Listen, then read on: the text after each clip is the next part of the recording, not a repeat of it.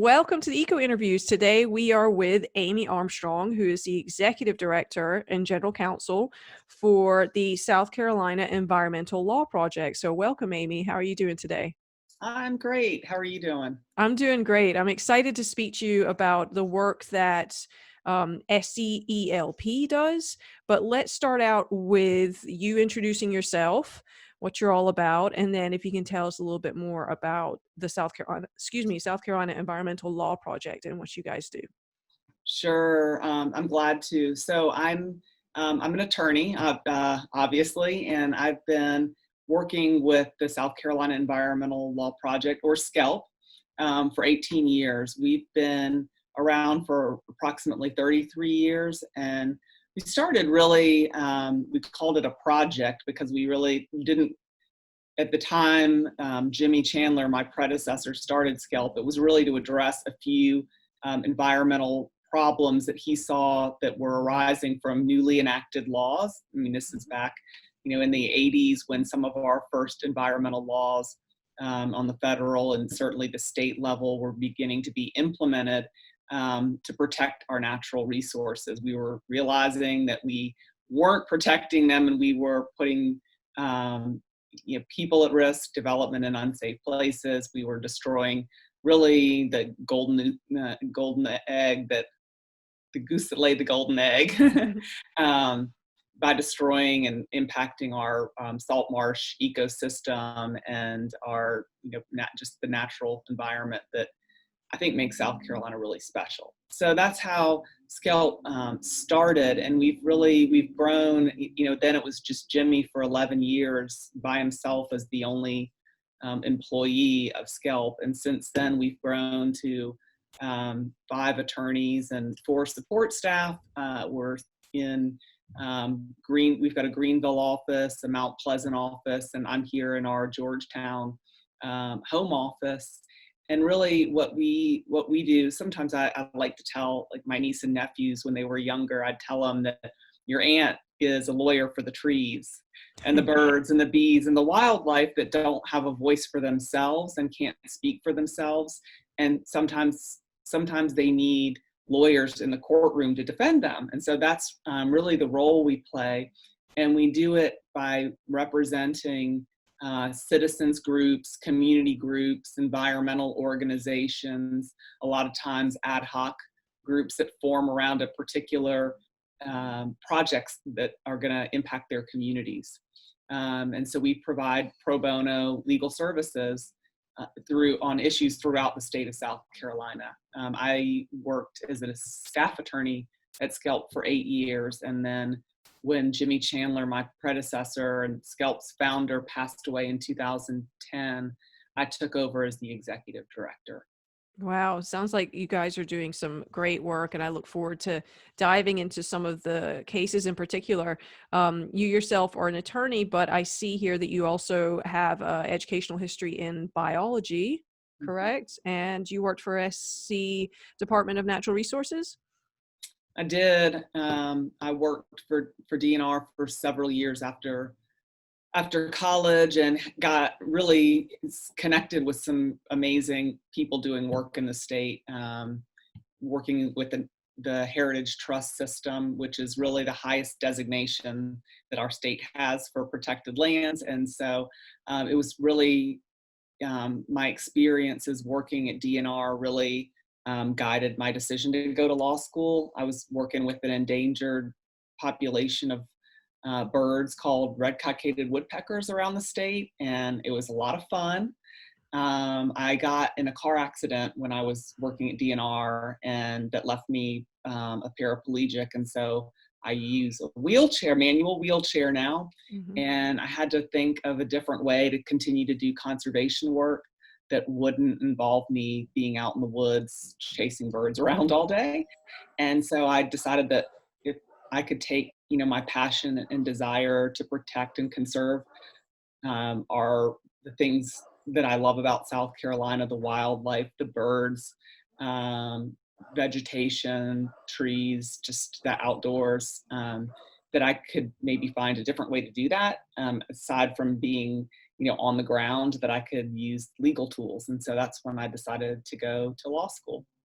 Wow, that is an amazing story, and I didn't know all of that background, so thank you for sharing that with us. I definitely thought it was interesting that you had the science background and then moved into law, so it was that combination of your environmental experience and then bringing it into a legal setting. So fantastic. SCELP is at the forefront of protecting us from polluters and bad actors. So most of us, well, I'm going to say me, I can't speak for everyone, but we kind of float through life thinking that we are protected from dangerous things. We don't think the items on the shelf are here to poison us, or that the factory down the street is doing anything of any harm, because of course there's laws and regulations in place to protect us from that. But in reality, I think there's a lot of or I'm finding out there's regulations that aren't enforced. And so I found on your website something that you're involved in. 3 of South Carolina's coal-fired power plants are operating on outdated water pollution permits, and not just like a year outdated. The one in the Cross generating station expired in August 2010. The Winya generating station expired in July 2011, and the Wateree steam station, which is about 10 miles downriver from me, because I'm on the Wateree, expired on December 2012. So how are these plants allowed to operate in that way, and how does SCELP step in to rectify the issue? Mm-hmm. Yeah, I want to I want to get to that. First I want to just kind of echo what you said about thinking that we've got this agencies that are there protecting us. I mean, there's a lot of pressure coming from industry, from developers, on the regulatory agencies. They're not always following the rules. They're not always, the rules aren't always enforced properly. They may not be applied properly. And so and then there are also a lot of loopholes, which is really what's kind of led to the situation with the generating plants. And so I think it's really, that's the role that SCELP plays, is that we need to make sure that our environmental laws are properly implemented and enforced for the protection of the public health and welfare. And so specifically with respect to those 3 coal-fired plant permits, they're called NPDES, or National Pollution Discharge Elimination System permits. They're permits under the Clean Water Act. And so they allow these generating facilities to discharge a certain amount of pollutants into the water. Now, in 2015, there were new standards passed. They're called, excuse me, effluent limitation guidelines that really impose higher standards on, I'm sorry. That's okay. They have higher standards on what has to be in, or what can be in that effluent in the discharge. And so these facilities are operating under old permits that don't have these new standards in place. Mm-hmm. And how they're allowed to do it is, as long as you apply for a renewal permit within a certain period of time, then you're allowed to continue acting under the expired permit until DHEC makes a decision on the renewal. The thing is, DHEC has been sitting on these renewals for between 8 and 10 years, allowing these 3 generating plants to continue discharging at polluting levels that they wouldn't otherwise be allowed to under the laws as they exist today.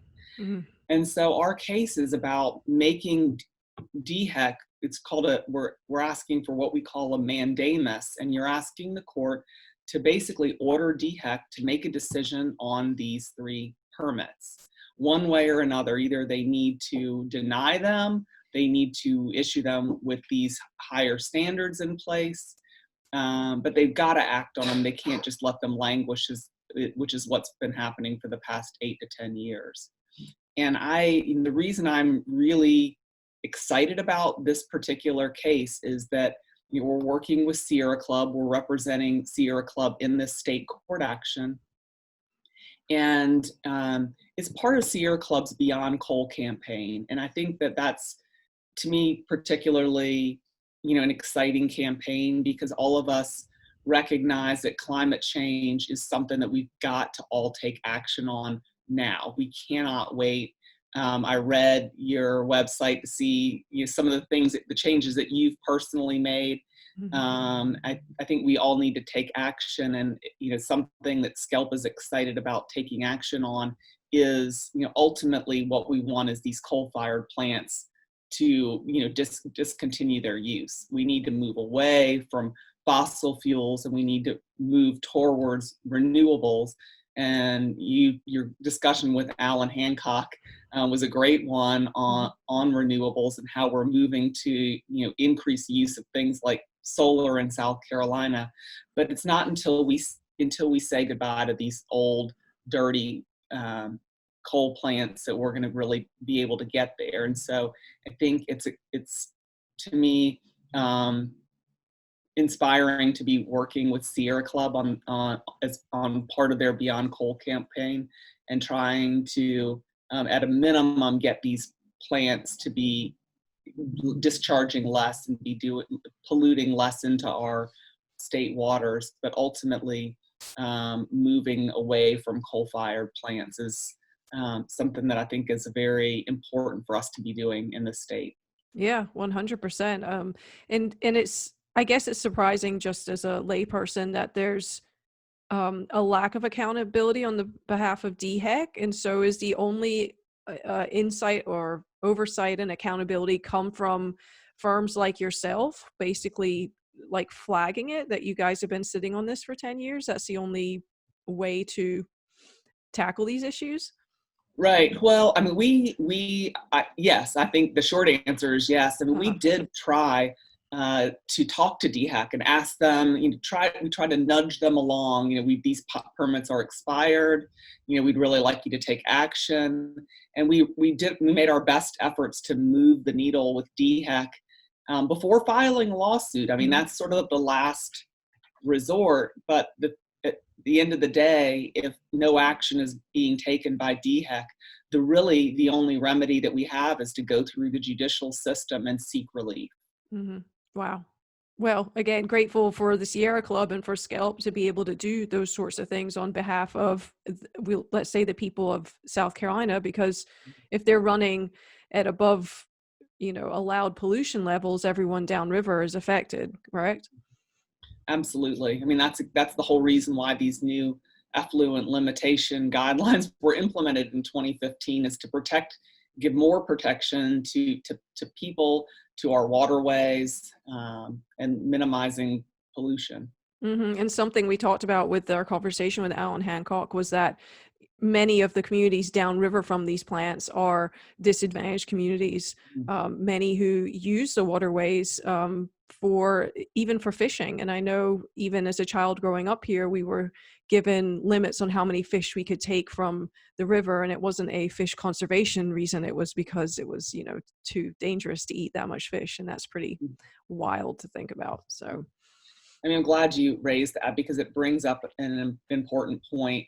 South Carolina, historically, we've placed polluting industry, whether it's a coal-fired plant or a steel mill or a chemical plant. All of these industries have historically been placed in communities that are low-income communities, communities of color. They have historically borne the brunt of pollution in this state.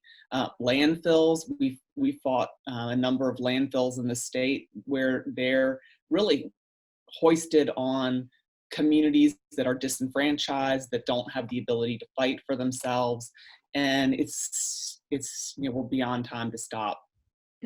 Yeah, exactly. Shine a light on it and make some change. It seems to be something that goes throughout history. I know when I lived in Britain, I realized that there's a commonality with the big cities there, that the working class neighborhoods were on the East End. And I did a little Googling, why are working class communities on the East End of the city? So you have London, you have the East Enders, and Glasgow, East End, and then the more affluent part of the city was the West End. It was because during the Industrial Revolution, when they built the factories, the smoke would generally blow over the East End, and the more affluent people would settle to the West so they wouldn't experience that. So even the beginnings of the Industrial Revolution kicked off that sort of pattern, unfortunately.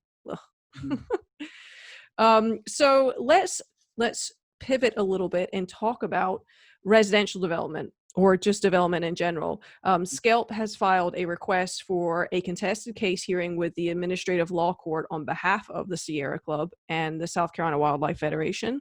And you're also joined by Charleston Waterkeeper, represented by the the Southern Environmental Law Center, and challenging the state environmental agency's authorization of a 3,000-acre mixed-use development in Charleston's West Ashley.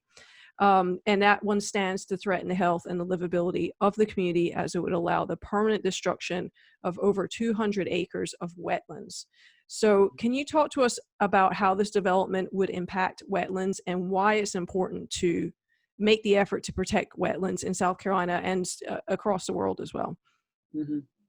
Sure. So wetlands serve a lot of functions and values. I mean, there's some obvious ones, like they provide wildlife habitat. That's where a lot of amphibian species breed. They need that for their habitat, and it's also the important functions of, basically they're called sponges. I mean, they suck up water and Mhm. they hold water, and so they provide what we think of as flood buffering or flood attenuation, to be able to hold in and store water. They so One of the things that they do when we've got a storm event, for example, is they water will run off into the wetlands and they will hold and trap that. Now, when you start filling in wetlands, then the water that normally would go to where the wetlands are, because they're in lower lying areas, once you build in those areas, the water still wants to go there, except a lot of times there's homes there that have Mhm. been built on top of the wetlands. So they'll fill in a wetland and build a home on it. And it's exactly that phenomenon that has resulted in houses in the West Ashley area where we call it Long Savannah Project. There are houses in that West Ashley area that have experienced that exact fate. They've been built in these floodplains in wetland areas, and water still wants to go to these low-lying areas, except there's a house there, and then they end up experiencing repeated flooding. And there have been dozens of houses in the West Ashley area adjacent to where this Long Savannah project is located that have been bought out now with taxpayer dollars because of they've been flooded 3, 4, 5 times. And so a lot of our SCELP's work is focused on how do we site development? Where's a good place to site it? Where can we site it so that we know people are going to be safe and not put in harm's way in the future? We know that NOAA maps that have looked at predictions of sea level rise, and how that's going to change our ecosystem, our landscape. We know that we're going to see more inundation in these low-lying areas over time. And we also know that those lower areas are where the marsh is going to ultimately want to migrate. And so we need to leave some space for the impacts of sea level rise, essentially, so that we're able to maintain habitat for the variety of species that form the basis of our food chain. And so a project like Long Savannah, it is on 3,000 acres, is the entire project site. The development isn't on the whole site, but there are over 700 acres of wetlands on this property, and the developer is proposing to fill in approximately 140 acres of wetlands, and then excavate about 70 acres of wetlands on the project site. And so those wetlands, roughly 210 acres of wetlands, will be completely lost and destroyed. Either they're going to be converted to stormwater detention areas, or they're going to have structures, they're going to be filled in and have structures built on them. And so you're going to have a complete loss of over 200 acres. And that's a very large and significant number of wetland impacts. It's I would call it, really atypical for the kinds of wetland permits that we see coming down. I've been doing this for 18 years. You see a lot of different things over time. This one is the jarring amount of wetland impacts. And it's particularly troublesome because it's in this West Ashley area of town that's subject to repeated flooding. We already know that. The city of Charleston engaged in a process with the Historic Charleston Foundation called Dutch Dialogues. A lot of people, anyone in the Charleston area will have heard about the Dutch Dialogues. It was a pretty major undertaking to look at ways that we can live with water, as the Dutch have done, and taking some of the lessons that they've learned and rethinking how we live with water.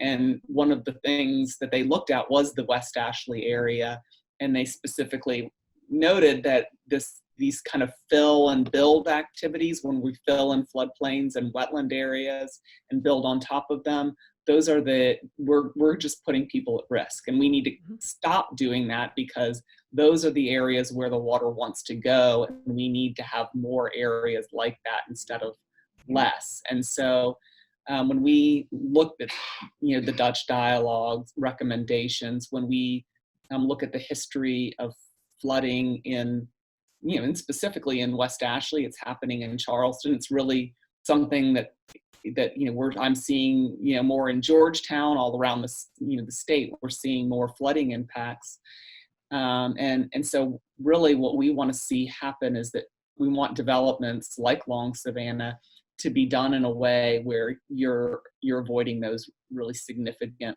wetland destruction components of the project.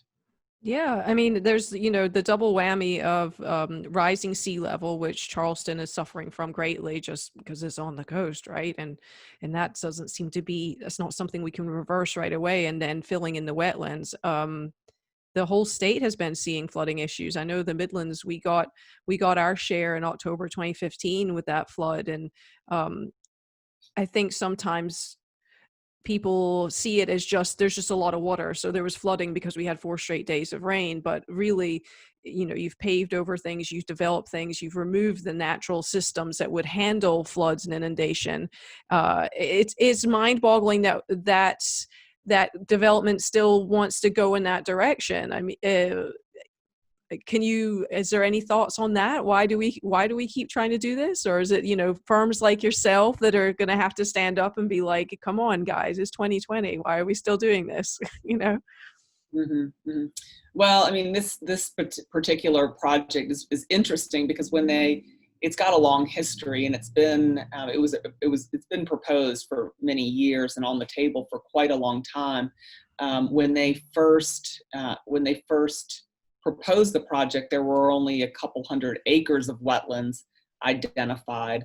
The U.S. Army Corps of Engineers is the agency that determines the extent of wetlands on a property, and they had to go back. The developer had to go back in and get a new wetlands determination because they only are valid for 5 years. Okay. And when they went back in, they found these 700 acres of additional wetlands. And so when the project was initially conceived, the impacts were not going to be so substantial.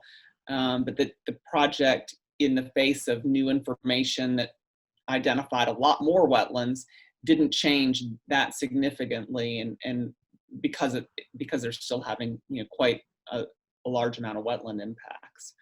Mm-hmm. I can't speak for the developer. I've read a lot of their arguments, I guess, about why that they want to do it, and they've made arguments about the financial feasibility of doing the project with eliminating some of the wetland impacts. And of course they say it's not feasible, and that's an argument that we hear routinely. there's a plan developed and they have to do it this way and they can't do it any other way, and this is the only way that they can do it. And I mean, we're going to go to court and we'll be arguing about, whether they really can or not. There is Charleston County Park and Recreation Commission is going to have a park on the property. It's a very large site.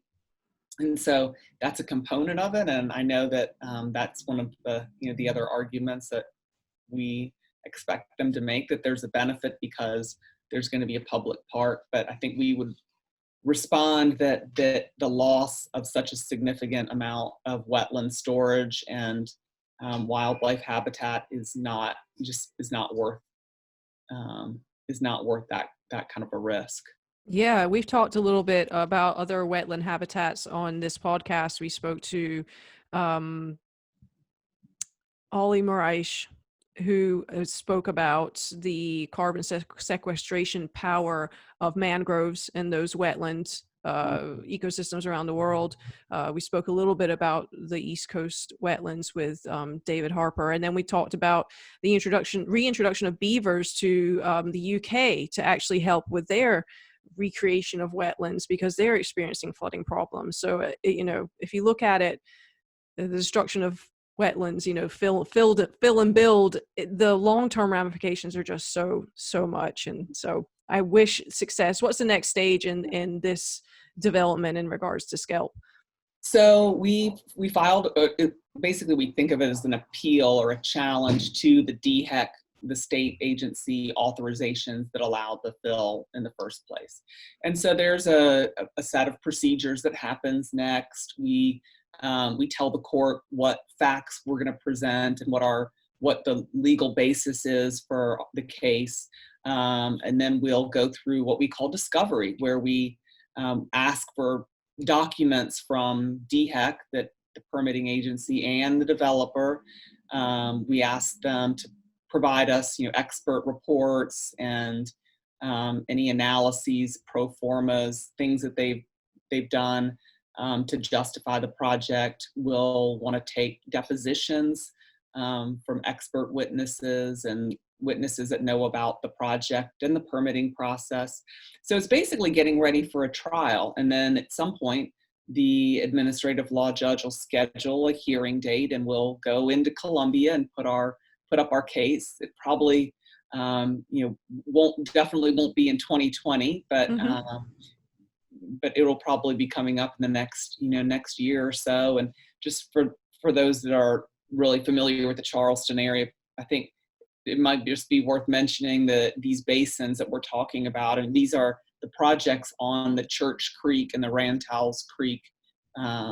They're within those basins and adjacent to those creeks and ultimately discharging out into the Stono River. So when we talk about and think about what those areas look like, I mean, you've got some creek areas, some bottomland hardwood areas. We've got some photographs that we've taken of the site, and it's really quite, a lovely place. And there's also, standing water in some of these, wetland areas. So it's, when you see it, it's really quite remarkable what the actual habitat looks like, and thinking about that being lost is pretty, alarming. Yeah, I'd love to share photos, either that you have or that I can find of that area, so that our listeners who aren't in that area can understand exactly what the wetlands of Low Country look like, because they are very unique. Yeah. I've never really seen anything like it, and it's something that we certainly need to fight to preserve. Yeah, we're glad to get some of those. Maybe we can put at the end of this. Yeah, definitely. Yeah. And speaking about our wetlands, it's not just residential development that might be a threat to the wetlands down in the Low Country. We're also facing threats from tourism development because the coast of South Carolina is so loved by so many. So from your website, but also I just listened to the most recent Public Concern podcast, which had previous Eco Interviews guests, Alan Hancock, Rebecca Haynes, and Queen Quet on it. And the SCELP is supporting the Gullah Geechee Fishing Association in a fight in fighting a proposed eco resort on Bay Point Island. Mhm. Can you tell us about Bay Point Island and what this fight is about, what this ecotourism development is proposing? Sure. And I think this, the Bay Point issue really, overlaps in a lot of ways with Long Savannah challenge, because a lot of our work is really aimed at keeping people and structures out of harm's way. Mhm. That we want to not put people in dangerous locations. We know where some of those dangerous locations are, and we should make wise land use decisions that don't put people, structures at risk and sacrifice wildlife habitats. So that's certainly the case with Long Savannah and Bay Point. Bay Point is a little bit different because Long Savannah, that project, there's a lot of land that can be developed without impacting wetlands because it's such a huge site. Mhm. Bay Point is a lot different. It's a barrier island, and in South Carolina we have a lot of barrier islands, and they're called barrier islands because they're really a barrier or a buffer between the ocean and the marsh, the estuarine system, and the land behind it. And so they sort of are like our first defense in when we've got storm events or major nor'easters and things like that. A lot of them, if you look at them, are very narrow. Some of them are a lot bigger. Bay Point is at the mouth of Port Royal Sound in Beaufort County.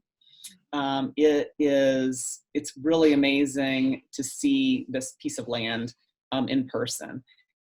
I went down there about 2 weeks ago and circumnavigated the island. It's pretty small. It's about maybe 400 acres, and much of it is, it's very deep. It's a sandy landmass basically. Mhm. It's got some trees and some forested areas on it, but it's very susceptible to the forces of the inlets on either side of it, as well as the ocean and the river on the backside. So it's completely surrounded by water. It's inaccessible by vehicle. There's no bridge. The only way you can get out there is by boat. And when you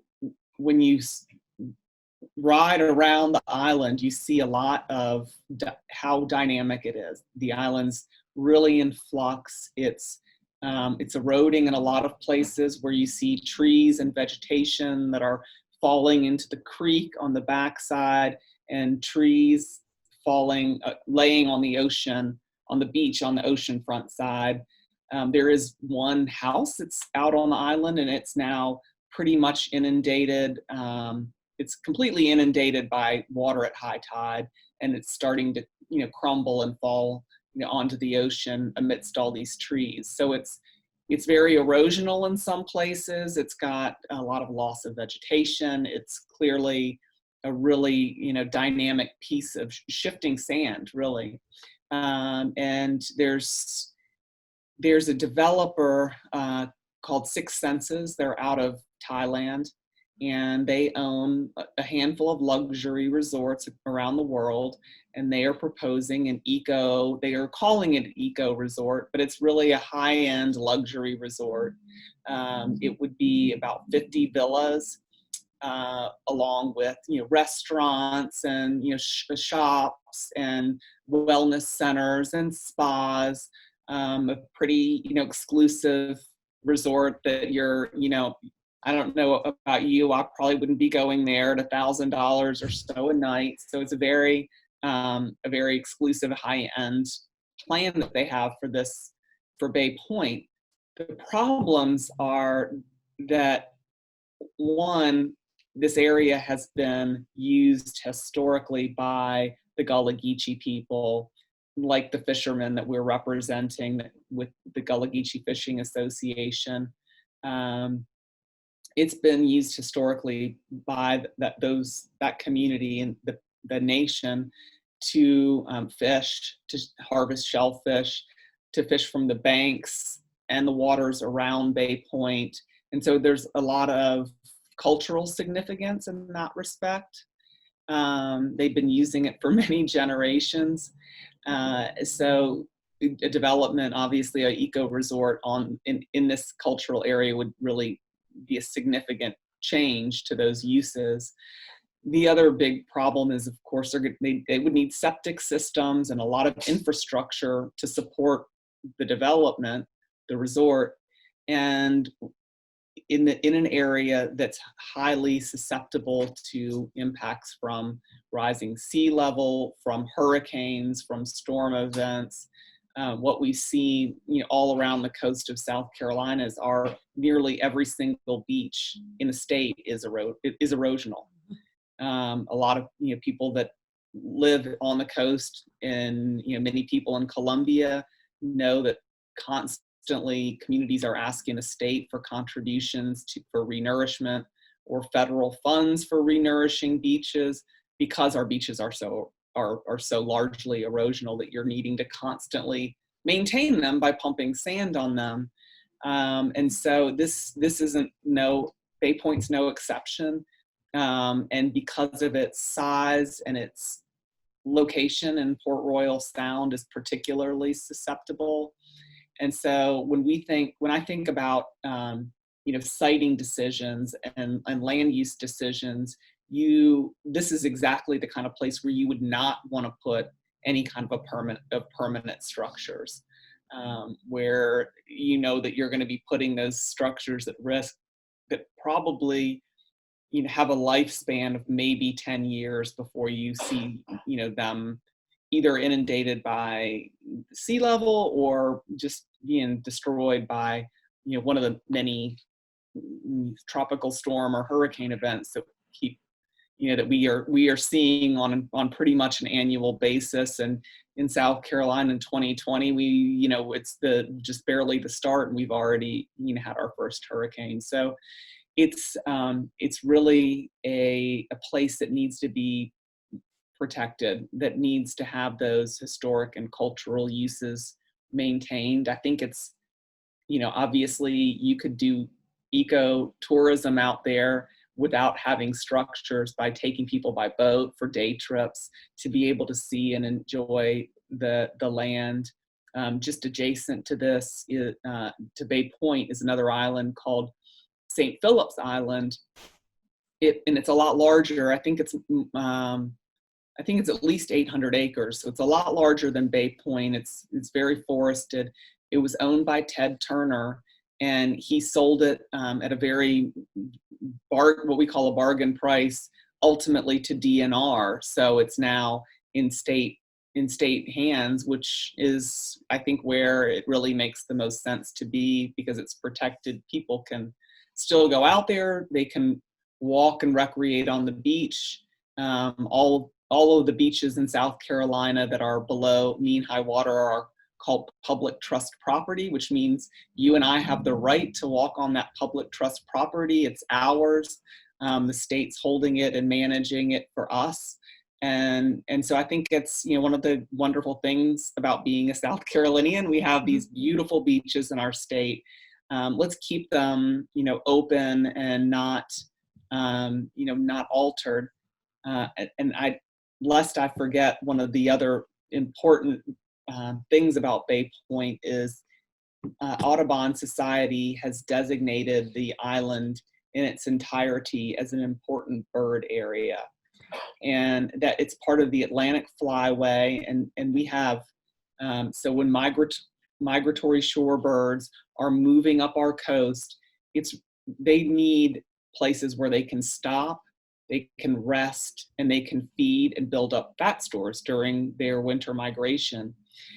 And they aren't able to do that when there's a lot of human activity, because human activity, a lot of times, we bring our dogs, we bring, there are, raccoons and possums and things like that come with human development, because we've got, food and our trash and all of those things. And so when we inhabit areas, when we have structures and introduce more, consistent day-to-day regular human activity on our beaches, that is, I know it may not seem like it at first blush, but it's very disruptive to birds, to shorebirds that are especially, overwintering and trying to build up those fat stores. And so Bay Point is really significant because it's one of those places. Mm-hmm. We have fewer and fewer of them, and so they've become even more the ones that we have that are uninhabited, where we can leave wildlife alone, and leave it relatively undisturbed.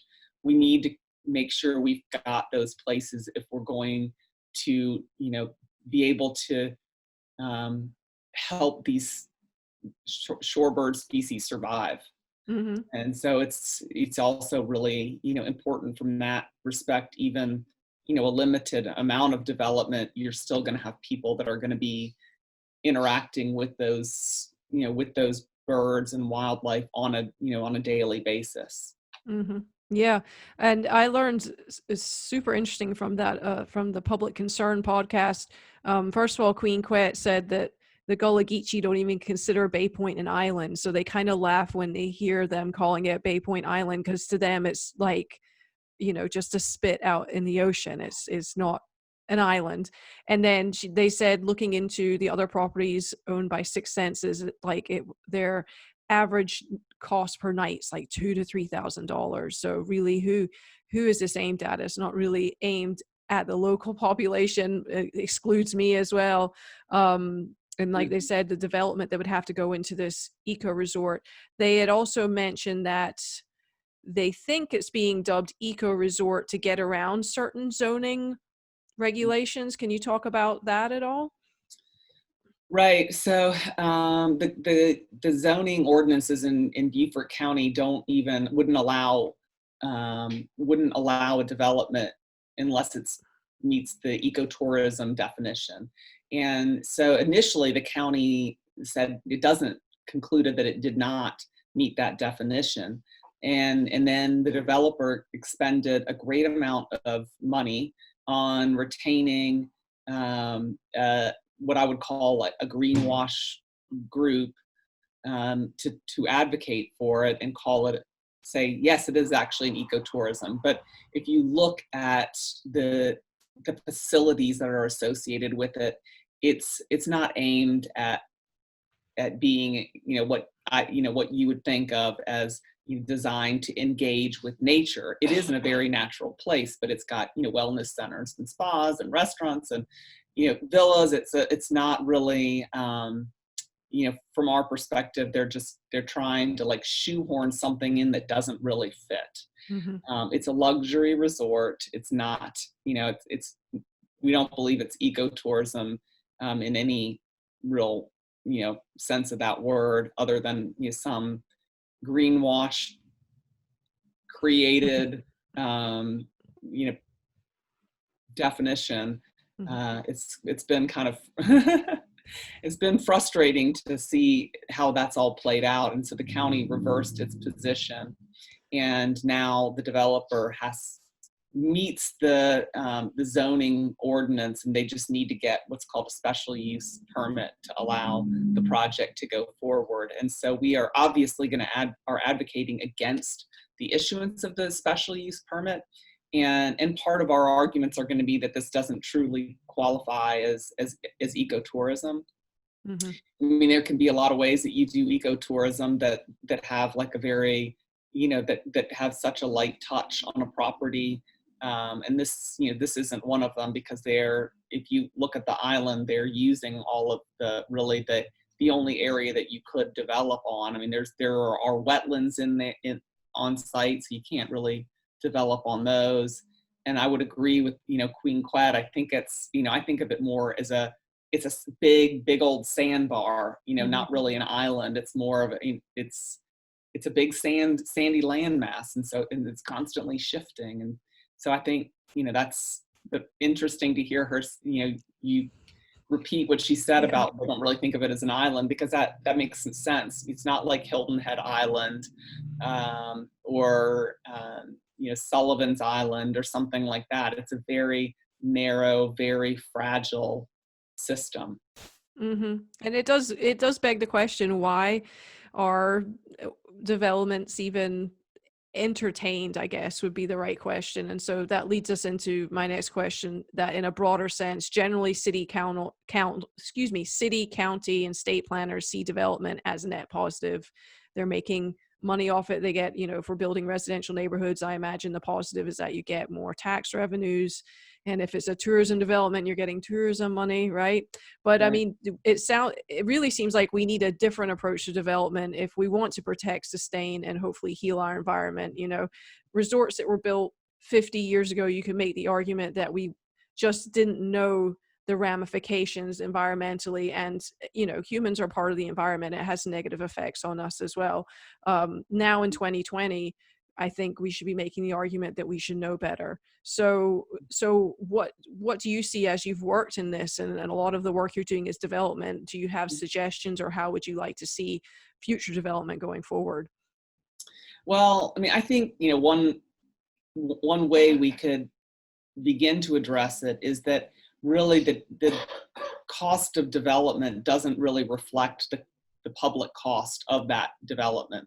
And what I mean by that is, sure, there are tax revenues, and that's often the driver. I think you're exactly right that they get approved very often because local governments do see some significant tax revenue come in. The problem is ultimately the taxpayers have to pay when development's put in an unsafe, risky, dangerous location. I mean, one example will refer back to is in West Ashley, where we've had to have buyouts of properties that have been repeatedly flooding. I mean, that money has to come from somewhere. With respect to Bay Point, what's going to happen when those houses are washed into the ocean and strewn throughout Port Royal Sound's pristine waters? Who's on the hook for cleaning that up? It's not the developer, it's us, the taxpayers. So if the true cost of development were reflected in what the developer pays, what people that use those facilities pay, I mean, that would be one way, but that's not happening right now. The burden ends up on the taxpayers when we've got situations that either become hazardous because these properties become inundated, they start falling into the ocean, there's all kinds of marine debris, there's all kinds of pollution. It's can be dangerous for people that are recreating in the water when we've got debris strewn in our creeks and waterways. And so we don't right now have a way, we aren't adequately accounting for those costs. And I think that if we really did, then maybe we wouldn't see these kind of areas being developed. But we know that people are willing to pay very large amounts of money to be in very beautiful places. And we have a lot of really beautiful places, but it's not, the cost benefit analysis really hasn't been done to show what the true costs of those developments haven't really been incorporated into the equation. I wonder what modeling could be done to include those costs. It feels like a lot of things we do is very short-sighted, not just in development, but just a lot of our human actions right now, our purchases, our day-to-day is what's right in front of our face, and without consideration of what happens after use or what happens before it. And so I don't know how we expand our mind on that. Yeah, well, I mean, I think that there has been, and I haven't done any of this work, but I've read about it, and there has been done a good bit of research on quantifying the value of wetlands, of an acre of wetlands. So you can put a dollar value on that, and you can actually quantify what its value is. And so you take that into account as part of the cost benefit analysis into the overall equation of a development project, for example. So there are some ways that you can quantify those kinds of things. We aren't doing it now, and we're not taking it into account now when we're making these kind of development decisions. There's there are a lot of I think there's a lot of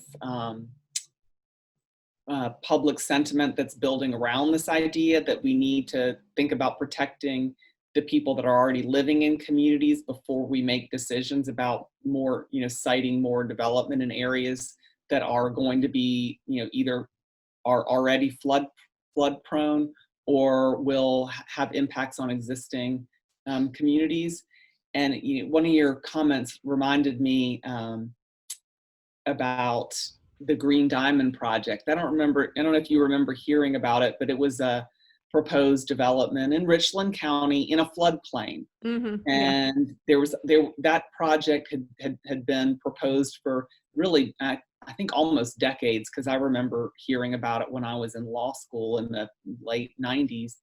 And that project ultimately was thwarted, but I saw pictures of that Green Diamond site after the 2015 floods, Hmm. and there was a lot of water. I mean, it was filled with water, and it Hmm. was, to me, just a very, clear evidence that if that development had gone in there, it would be entirely underwater, and we would have had a whole lot more damage than what Columbia and Richland County experienced to begin with. And so, we can see some of those things now, and we should use that to inform and guide the decisions on, how we grow and how we develop, and making sure that we're doing it in a way that makes sense, that's Hmm. gonna not put people in harm's way, that's gonna protect some of these natural flood buffering functions, that's gonna allow wildlife to coexist with human habitation. Yeah, that's great. What's coming down the docket for SCELP? Anything interesting that you want to tell us about?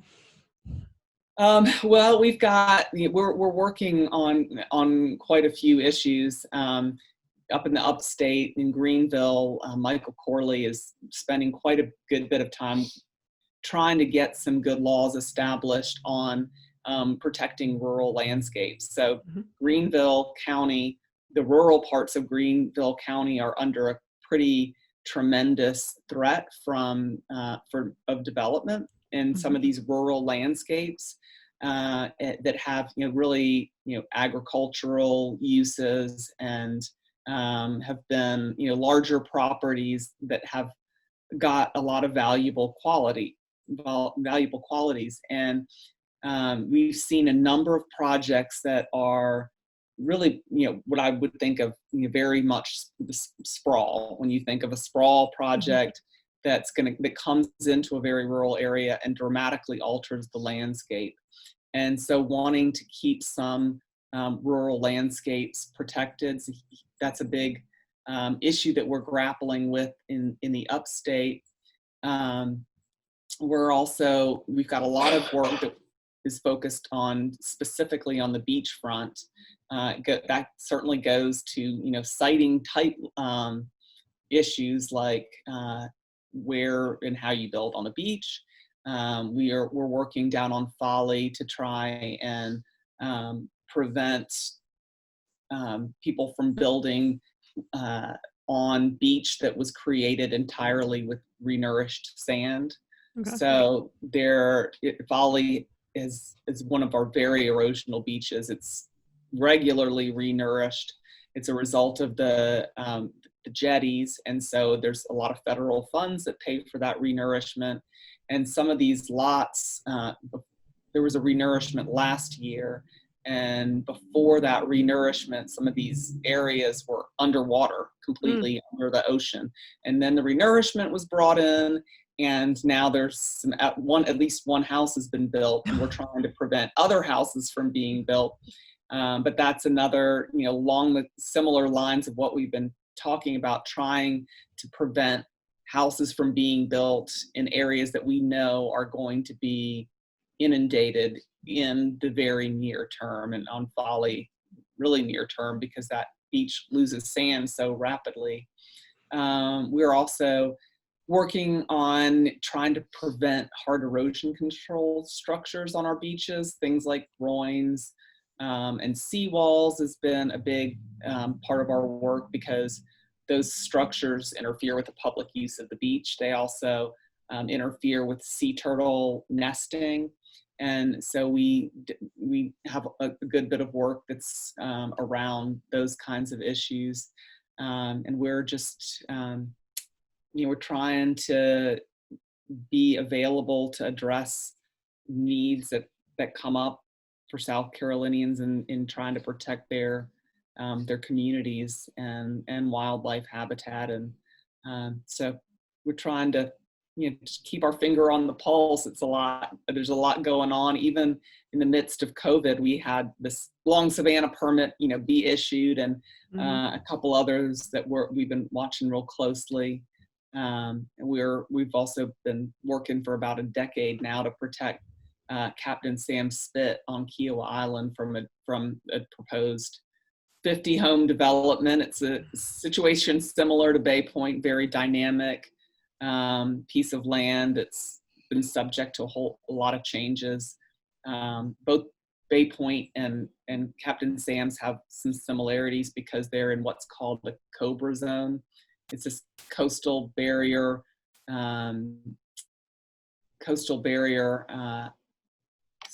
CBR Resource Act. Sorry, I'm so used to saying the acronym. The words take a little bit to come out, but it's designed. That law is set up so that you can't get federal funding for any development projects on barrier islands, and so Bay Point's one of them. Captain Sam's one of them, and what it means is that you don't get federal flood insurance. So it's another just flag that it's a risky place to build. So we've been working on that as well, and that case is up in the Supreme Court right now. So we're keeping busy. Yeah, it sounds like it. I was going to ask you about that with the homes that they're trying to build on the renourished sand. How do they get insurance for homes built that way? Well, so Folly is not. They're not in the Cobra Zone. That particular area, so they would qualify for FEMA, for federal flood insurance. Wow. So it's it's another it's a taxpayer subsidy, which you think is a pretty big problem. Yeah, because you think about, there are what's the right word? Critical people when things flood, let's say like during Katrina and the horrible flooding in New Orleans, and then you get the flooding on the coast up in Massachusetts, and some people will be like, well, why would you live there if it's going to flood? But if they keep building, I think that's another like layperson's assumption, if something is built somewhere, that it's safe. And that's not necessarily the case, as you've highlighted with some of these new developments. Building on shaky land. Building on shifting sands. I remember growing up as a kid, going to Sunday school and learning that you aren't supposed to. The wise man built his house on the solid rock, and the foolish man built his house on the shifting sands. As a really interesting parable, and one that obviously would make sense to everybody, except for right now it doesn't really make sense that maybe you shouldn't build on shifting sands. And I think just on this idea of federal flood insurance and subsidies, and kind of circling back to at-risk properties, we know with sea level rise that our communities of color and low-income communities are the ones that are most at risk, and we need absolutely to spend federal dollars and taxpayer dollars to help those communities, because they're going to need our help. That kind of money, I don't think, needs to go to people that are able to build multi-million-dollar houses on the beaches. I think we need some major restructuring when it comes to how we're spending our FEMA funds. Yeah, definitely. You hear that as well, like, why would the Obamas buy a house on Martha's Vineyard if there's climate change and all that sort of rubbish? But the people who have those multi-million-dollar houses can pack up and go. But the rest of us, it's not as simple, especially if it's old family property that you're living on. There needs to be some sort of reprieve for people who need help, right? So how can people follow SCELP? So they can follow us on our, of course, on our website, which is just scalp.org. They can follow us on our Facebook account, South Carolina Environmental Law Project. They can also follow us on Twitter and at SCELP and on Instagram also, but I'm not sure what our handle is off the I think top it's SCELP. of Yeah, probably SCELP. And as this South Carolina thunderstorm is like rolling in hard right now, I'm not sure if the thunder is coming through, but we're about to get washed away.